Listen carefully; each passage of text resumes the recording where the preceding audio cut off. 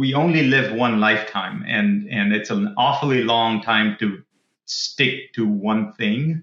I think curious people with curious minds and the ability to learn are actually always better off diversifying their skill sets and learning new things. Take that risk, right? There are smart, capable, driven people that may not have fit your narrow need, but you will always be better off picking and bringing on that smart, capable, flexible, adaptable person. I'd say for finance professionals, the keys have always been people skills. The job of a good finance team is to analyze a company's, big questions, investments or performance, and to be able to relate to the other teams inside the company.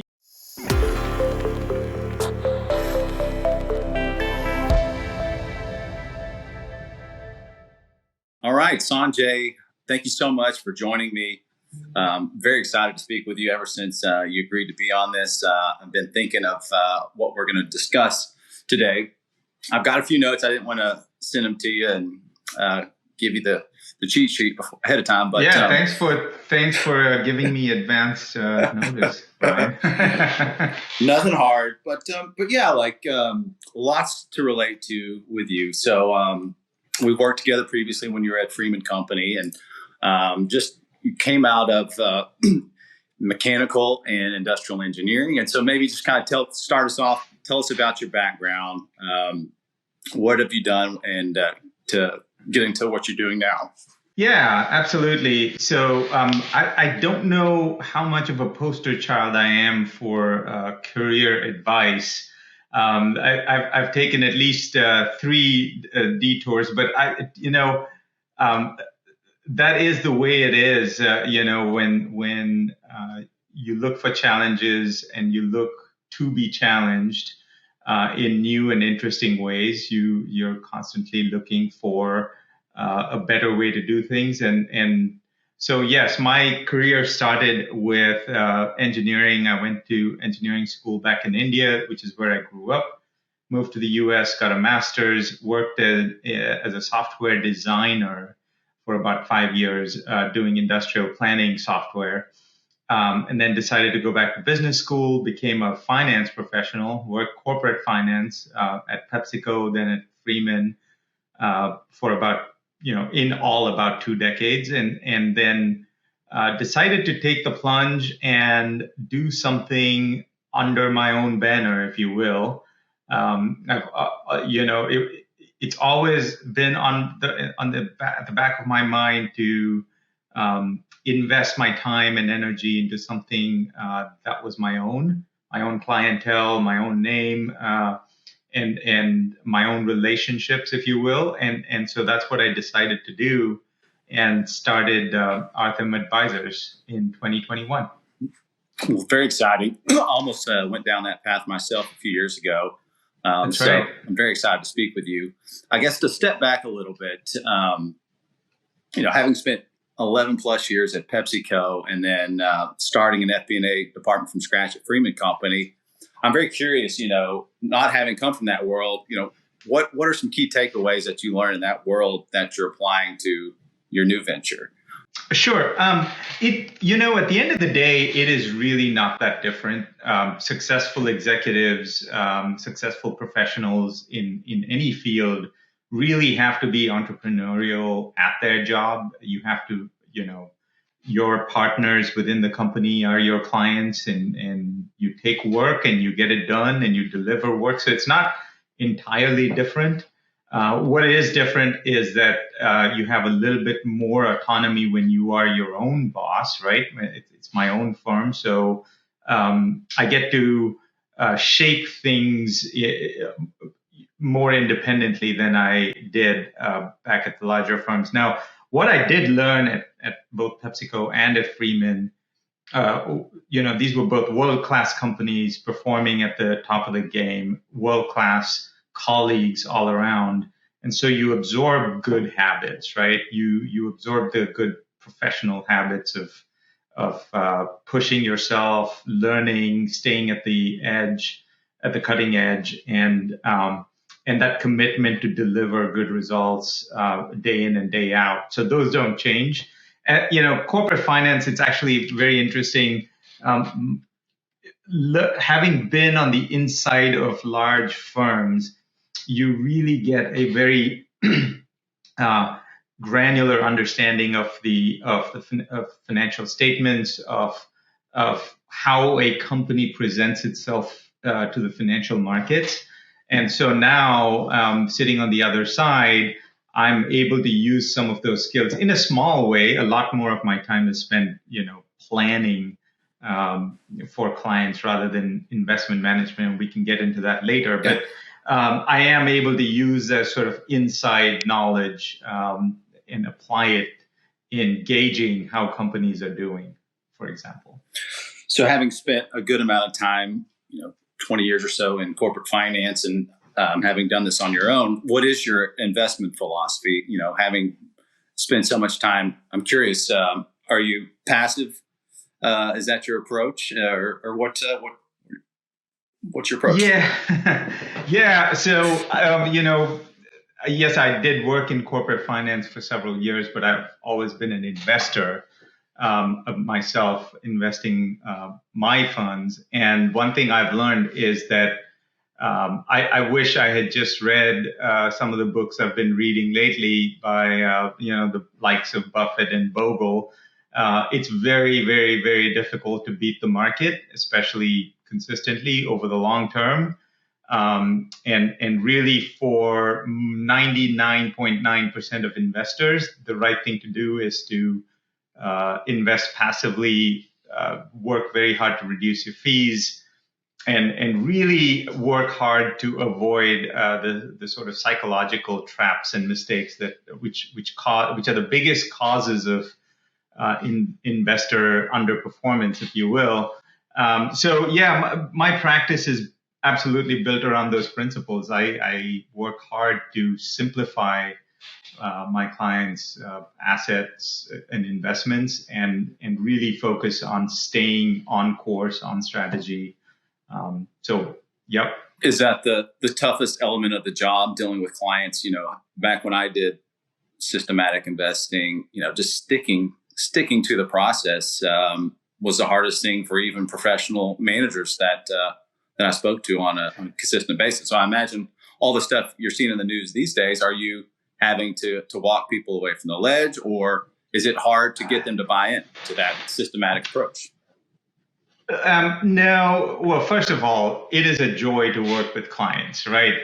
Every client comes at this from a different place. They bring their own attitudes and their own, biases and approaches. So it is always a pleasure to meet the person, meet them where they're at, and learn what their needs are, their goals, their aspirations, and so on. And so, no, it's really not the hardest part. I mean, at the end of the day, it is the crux of what I do as an advisor, is to sort of to bring to the table good ideas, and ultimately, the client is always in the driver's seat as far as their assets are concerned. So, no, I wouldn't call it the toughest part. The hardest part for me is to make sure that I am not veering away, and staying on course. Because at the end of the day, hey, it is hard to do, right? It is hard to resist the temptation of going with the crowds and, digging for the next shiny thing. It's more important to kind of keep historical perspective in mind and looking, Absolutely. longer term. Absolutely. Yeah. So, taking a step back to talk about transitions, being a recruiter, you speak to people all the time. They get bored doing a certain thing, but as a recruiter, people want to hire people with experience doing ABC, whatever that may be. Right. Having experience, gone through these transitions from engineering to finance, now to running your own business, what advice do you have for people considering, changing up things dramatically, or maybe on the other side of the table, if you're looking to hire and you've had that narrow focus, maybe opening it up. Just talk about that. I cannot more highly recommend doing it. We only live one lifetime, and it's an awfully long time to stick to one thing. I think curious people with curious minds and the ability to learn are actually always better off diversifying their skill sets and learning new things. As I went from engineering to corporate finance to now financial planning, it's not like you forget those elements, right? Like I became very analytical as an engineer. I have good math skills. I can build fantastic financial models on Excel because of my corporate finance experience. I know how to read a P&L. Those are not useless skills, right? And along the way, I learned how to work with people. I learned how to listen empathetically. And those are the skills that now I apply to my business. Those are not skills that I waited until last year to learn, right? So on the flip side, as a person, as someone who has hired people into roles, my advice would be exactly the same thing. Take that risk, right? There are smart, capable, driven people that may not have fit your narrow need, but you will always be better off picking and bringing on that smart, capable, flexible, adaptable person than maybe compromising on those elements just to get your narrow. Of course, there's certain things like accreditations, and I mean, if you need a CPA, you need a CPA. That's just a given. Correct. But beyond that, I think it's always good to get someone with a diverse background. I agree, and I appreciate your point of view. What are you? I mean, since you've been outside of corporate finance for a while, I'm curious. What thoughts do you have on the current landscape? COVID hit and kind of changed up the hiring landscape. But what do you think are the biggest challenges facing corporate finance leaders in the current environment? I can only speak to let me speak to both the companies that I worked at prior. I can only imagine that their finance teams are dealing with a huge step change in complexity in the environment, right? Freeman, whose business was in corporate events and conferences and trade shows, went through this monumental roller coaster of revenue, dropping all the way very close to zero, and now almost recovering so quickly that you have to adapt to the increase in demand. On the other hand, PepsiCo, I spent a lot of time at PepsiCo working on pricing, and pricing was always a function of inflation in the marketplace. And right now, we are going through these, fairly tumultuous times in terms of inflation. And so I bet their finance teams are, they're honing their skills at the very best of, at the very most challenging of times, if you will, right? Lots of interesting questions to answer, lots of interesting new approaches that might have been required. So, and these are good times to build, skills and challenges and prove your worth. When a company is going through fairly stable times, it's hard for finance teams to show their worth. But it's in times of change like this, where a good finance team is the difference, is all the difference for a company and for other leaders, for executive leadership to have a good finance team at their side. One follow-up question on that, just for someone up and coming in the finance world, in terms of skill sets, you're starting to see a lot of like data analysis type of roles.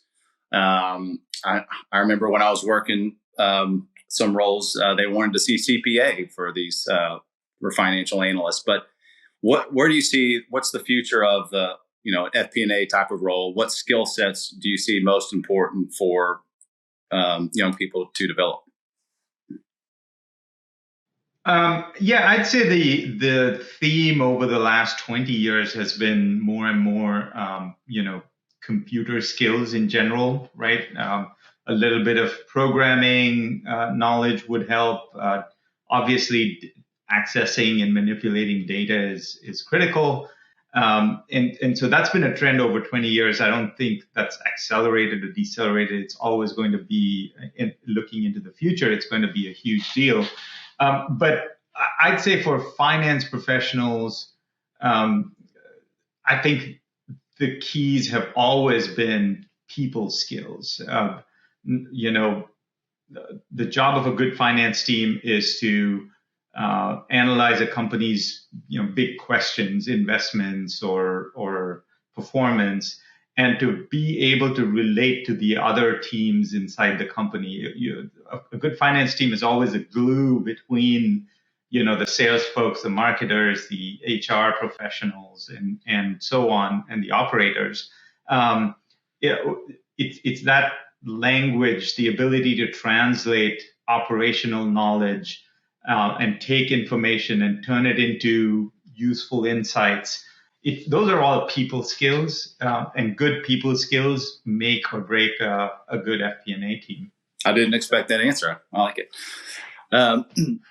So what were you expecting, Bryan? I don't know. I like it. It was unexpected. So I'm really curious, having gone through a similar transition, setting up Fletcher Search and what I'm doing now, was it difficult for you to get buy-in from your family and supporters? You VP of FP&A, and I'm going to leave this safe path for an entrepreneurial path. How did you navigate that? I navigated that through lots and lots and lots of conversations. I'm sure you did. Yes, very many. It was a big decision. It did cause a pretty big change to our, family financial picture. So it wasn't done lightly, but it's been many, many years in the making. So it wasn't a surprise when I made the decision, and it wasn't a unilateral decision per se. And looking back, I think it was the right decision at the right time. And so, I think communicate your way through it, right? Yeah. People How skills, was it for right? you? Yeah. It was a process, I guess. I think initially, having, I went down the RIA path and I got, to the very end of it and changed my mind. And so that was my last entrepreneurial venture. And so, there was a much higher barrier I had to overcome to say, hey, I've got a new idea. But trust me, this, so it was a lot of conversations, but I think in the end, just having success, and I think success speaks for itself, and so she was willing to give me a chance. So what are you enjoying the most about being independent and doing what you're doing now? I'm really liking the people side of things. I'm obviously working with clients on their personal finances entails my clients are placing a lot of trust in me and opening up their financial lives to me, and quite often it's more than financial lives, right? And so that sort of responsibility, but also that intimacy is really a big change for me. It's great, being in a position to actually help clients navigate their questions. That's the part that absolutely, by far, by miles, the best part of this experience. So what else do you want people to know about Artham Advisors? Where can they find you? Yeah, my website on the internet, www.arthamadvisors.com. And all my contact information is there. Is a little bit about my investment and planning philosophy, and a blog as well, where I'm posting as many articles as I've managed to write, and hoping to write some more. Oh, cool. I see your blog on here. I didn't see that, so I'll have to check that out. Yeah. Well, good deal. Well, I really appreciate your time today, Sanjay. Always great catching up with you, and appreciate your insights always. So thanks again. Yes, this was a pleasure. Thanks for having me on. And next time we'll do coffee live. Sounds great. All right. Good luck to you, Sanjay. Thanks again.